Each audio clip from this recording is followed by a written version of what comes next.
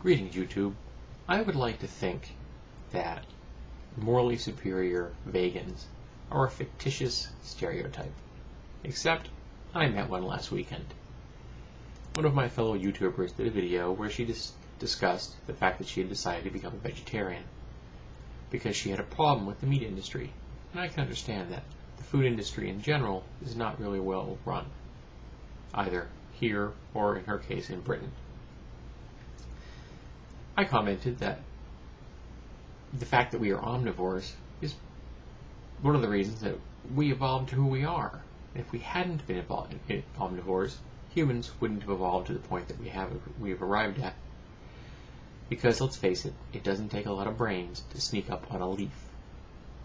And then I wished her well, because being a vegetarian isn't an easy task. My sister's a vegetarian, and at one point my wife was a vegetarian. It makes life more difficult. And if you're not careful, it's easy to kind of screw up your diet by eating things that are very tasty, vegetables, lots of breads and pastas and potatoes, but you're not necessarily going to get the balance that you need. That was my wife's problem. She ate too much of the things that she shouldn't have eaten and not enough of the things that she should have. Now she eats animal protein, but not a lot of it, and it tends to be in the chicken, fish range. I myself eat very little red meat at all, probably once a month if that often, and probably once a week I eat pig products because, pigs are magic. But in the course of my conversation with this vegan, I had mentioned that I understood what the meat industry is.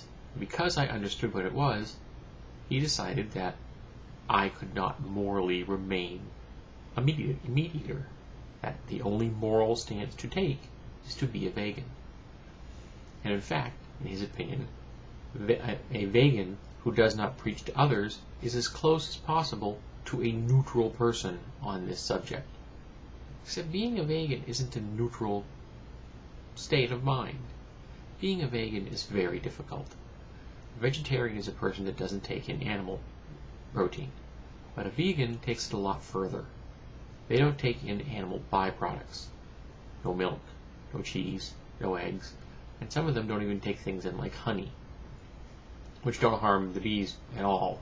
That's beside the point. That's a tough row to hoe. That's not something that I would ever follow. And I do eat vegetarian meals relatively regularly. Breakfast for me is often toast and peanuts.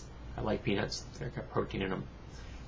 I eat unsalted, dry roasted, so it's better for me.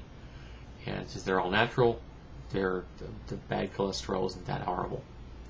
And that's a common breakfast for me. Or sometimes, like the other day, I had peanuts and pineapple. Again, vegetarian. And my other meals, do sometimes include meat. Like I had turkey burritos for dinner last night. And at work, I had an apple for a snack, and I had a sandwich. Turkey lunch meat. So I'm not I'm not consuming a lot of red meat, and I tend to stick to things that are going to be low in fat, because I can't eat a lot of that.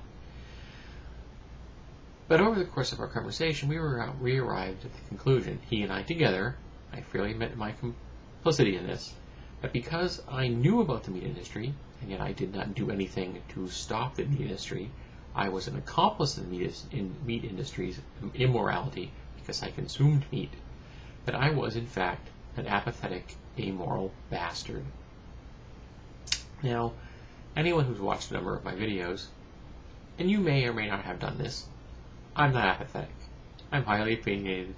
I come to the defense of those I feel need it, and I call out people who I think are doing things that are immoral or an injustice to others. I don't consider myself to be amoral. In fact, I consider myself to be a very moral person. I have a moral code I follow. I realize it's not one that everyone agrees with, and it's okay, but I follow it, and I'm remarkably consistent.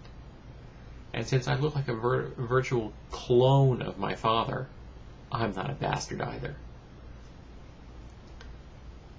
I'm just an omnivore, and I accept this. These are here for a reason. We evolved as meat eaters. We're omnivores. We eat plants, we eat fish, we eat animals, we eat everything in between. And that versatility and that meat-eating acquisition, even if it was just an acquisition of bone marrow from other kills, helped us to evolve into what we are. I accept this. Every single day I say prayers where I thank the life that I have taken so that I might live. Another point that always bothers me about the vegetarian and vegan movement is that they don't seem to realize that plants are alive. Yes, they don't move around, they don't have faces, but they're alive. They have evolutionary strategies in the wild to avoid being consumed. And I respect that fact. I acknowledge that fact. They're alive, I've killed them, I'm consuming them so that I can live. I'm not a hypocrite about this. I know that I take in life to preserve my own. I accept this. And like I said, I would like to think that morally superior vegans are a fictitious stereotype. Apparently, they aren't.